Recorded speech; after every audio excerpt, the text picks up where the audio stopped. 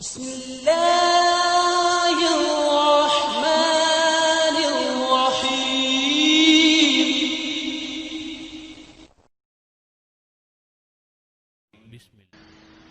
بہت سارے لوگ یہ کہتے ہیں کہ ہمارے مزاج میں بہتری نہیں آتی۔ ہم دین کی بات سنتے بھی ہیں، پڑھتے بھی ہیں، دینی مجالس کو اختیار بھی کرتے ہیں، لیکن اکھڑا مزاج، بد تہذیبی، دل کی سختی، یہ چیزیں ختم نہیں ہو رہی، یہ ختم نہیں ہوں گی، کیونکہ جب تک اس کا علاج نہیں کیا جائے گا یہ ختم نہیں ہو سکتی۔ ہوں گی اس کے لیے جو ختم کرنے کا علاج اختیار کرے گا۔ علاج کیا ہے؟ 5 علاج ہیں اس کے جو ایک مسلمان کو اختیار کرنے چاہیے۔ سب سے پہلا علاج ذکر اللہ۔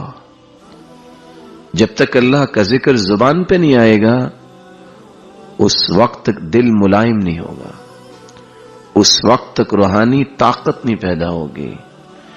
روحانی پاور نہیں ہے تو شیطان کا غلبہ کسی وقت بھی ہو سکتا ہے۔ اللہ کا ذکر کثرت سے کیا جائے تو انسان اکھڑے مزاج سے بچ سکتا ہے۔ موسیٰ علیہ السلام نے اپنے رب سے گزارش کی، اے اللہ مجھے غصہ بہت آتا ہے۔ تو جواب ملا، جب غصہ آئے تو تم میرے ذکر میں مشغول ہو جایا کرو، تمہارا غصے پہ کنٹرول بھی ہوگا اور شیطان کے وسوسوں سے بھی تم بچ جاؤ گے۔ دوسرا علاج، رسول اللہ صلی اللہ علیہ وسلم کے پاس ایک شخص آیا، فشکا الیہ قسوۃ قلبہ، کہا میرا دل بہت سخت ہے، بہت سوچتا ہوں، دل کی سختی نہیں جا رہی، میرے معاملات سخت ہیں، لوگوں کے ساتھ رویے برے ہیں، یہ کیسے نرمی میں بدل سکتے ہیں؟ قال وامسح رأس الیتیم، اگر اپنے دل کو نرم کرنا چاہتے ہو اور اکھڑے مزاج کو پولائٹ بنانا چاہتے ہو، رأس الیتیم، یتیم کے سر پہ ہاتھ رکھو، اس کے ساتھ خیر خواہی کرو، اس کی کفالت کرو، اس کی نگہداشت کرو، اس کی ضروریات کو پورا کرو۔ اور رسول اللہ صلی اللہ علیہ وسلم نے فرمایا تھا، انا وکافر الیتیم ہکذا فی الجنہ، جس سے 2 انگلیاں آپس میں ملی ہوئی ہیں، قیامت کے دن میں اور جو کفیل بننے والا ہے یتیم کا، وہ جنت میں اس طرح کھڑے نظر آئیں گے۔ کیسے ہو سکتا ہے کہ کل قیامت کو اسے رفاقت نبوی نصیب ہونی ہو اور پھر اس کا مزاج درست نہ ہو؟ ممکن نہیں۔ اس لیے دوسرا علاج، اللہ کے ذکر کے بعد جب تک وہ یتیموں کے ساتھ ان کا سہارا نہیں بنتا اور ان کی سرپرستی نہیں کرتا، یہ شکایت دور نہیں ہو سکے گی۔ تیسرا علاج، رسول اللہ صلی اللہ علیہ وسلم نے فرمایا، من كان يؤمن بالله واليوم الآخر فليقل خيرا او ليصمت۔ اللہ پر ایمان، آخرت پر ایمان اس شخص کا ہوتا ہے جو بات کرتا ہے تو اچھی کرتا ہے وگرنہ خاموش۔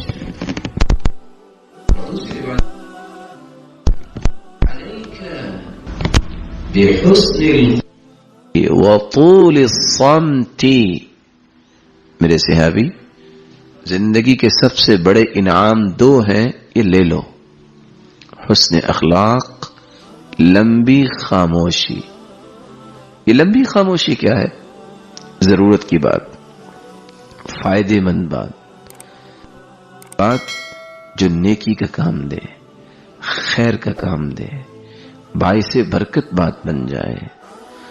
والذی نفسی بیدی، اللہ کی قسم جس کے ہاتھ میں محمد کی جان ہے، یہ حسن خلق اور یہ لمبی خاموشی اللہ تعالی نے اس سے بڑی نعمتیں دنیا میں اتاری ہی نہیں ہے.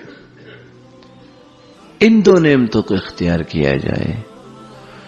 چوتھا علاج دل کی سختی کو دور کرنے کا، اکھڑے مزاج سے بچنے کا چوتھا علاج یہ ہے کہ انسان نوافل پڑھے، اور وہ بھی اکیلا، لوگوں کے سامنے نہیں. آپ سوچ رہے ہوں گے کیوں لوگوں کے سامنے کیوں نہیں؟ کیونکہ صحیح الجامع کی روایت ہے صلاۃ الرجل حيث لا يراه الناس تفضل على 25 صلاة حيث يراه الناس.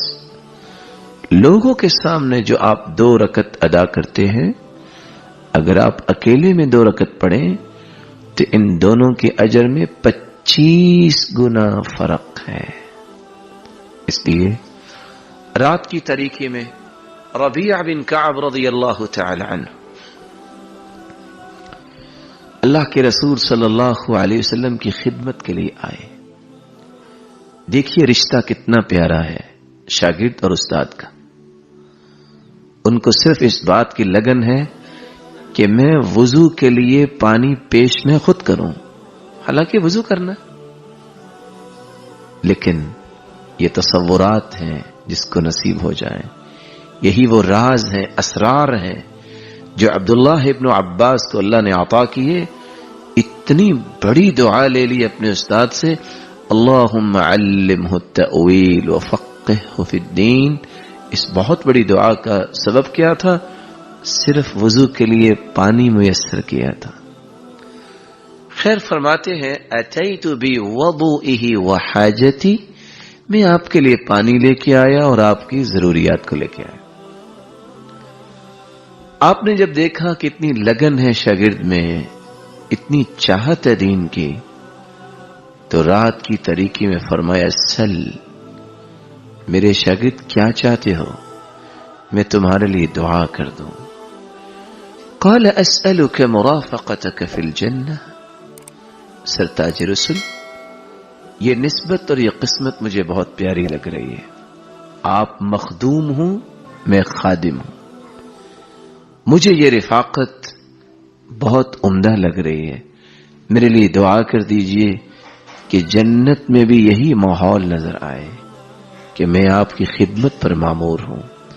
رسول اللہ صلی اللہ علیہ وسلم نے جب یہ عظیم خدمت اپنے شاگرد کی تو کیا فرمایا؟ او غیر ذلك، کچھ اور بھی چاہیے؟ قال هو ذاك یا رسول اللہ صلی اللہ علیہ وسلم. کتنے عمدہ وہ لوگ تھے.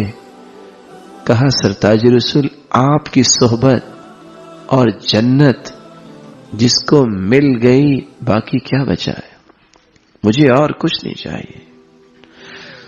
فرمایا فأعني على نفسك بكثرة السجود. اگر تم یہی کچھ چاہتے ہو تو پھر نوافل پڑھا کرو. یہ انسان کے تکبر کو بھی توڑتا ہے اور اس کے جسمانی ہیجان کو بھی کنٹرول کرتا ہے اور دماغی غلیان کو بھی توازن میں لاتا ہے. انسان جتنی چاہے اپنے آپ کو بلند کرنے کی تڑپ رکھتا ہو، نوافل توڑ دیتے ہیں اس کے اندر توازن پیدا کرتے ہیں اور اس کو اعتدال پیش کرتے ہیں. یہ اعتدال پہ چلانا یہ بہت بڑی نعمت ہے.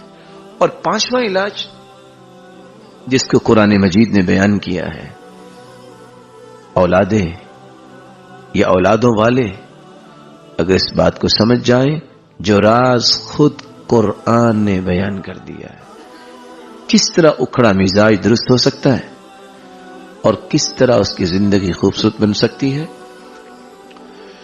وَبَرًّا بِوَالِدَتِي وَلَمْ يَجْعَلْنِي جَبَّارًا شَقِيًّا والسلام علي يوم ولدت ويوم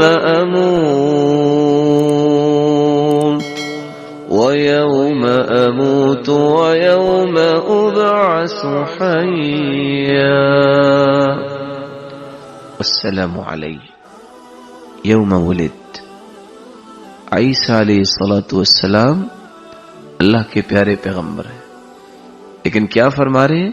وَبَرًّا بِوَالِدَتِي، اللہ نے مجھے اپنی والدہ کا فرما بردار بنا کے بھیجا ہے.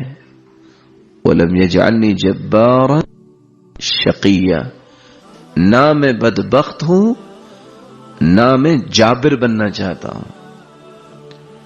جباری طاقتیں، بدبختیاں آتی اس وقت ہیں جب والدین انسان کے خوش نہ ہوں. السلام علی، اللہ نے تو مجھ پہ سلامتی بھیجی ہے. یوم ولدت و یوم اموت و یوم ابعث حیا. یہ سلامتی کس چیز سے؟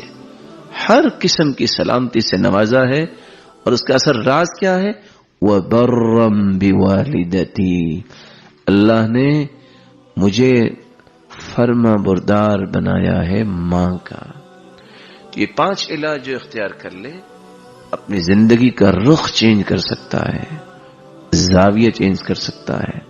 اور یاد رکھیے گا، جو شخص یہ سمجھتا ہے کہ والدین کے اس پہلو سے وہ آنکھیں بند کر کے گزر جائے اور بہت ساری خوشیاں لے لے، ممکن نہیں. کچھ اللہ کے فیصلے ہیں جو نافذ ہوتے ہیں. اللہ کے فیصلوں کے سامنے کوئی رکاوٹ نہیں بن سکتی. فعال لما یرید، جو اللہ رب العزت چاہتے ہیں اس کا نفوذ ہوتا ہے، تنفیذ اسی فیصلے کی ہوتی ہے جس کو اللہ نے چاہا.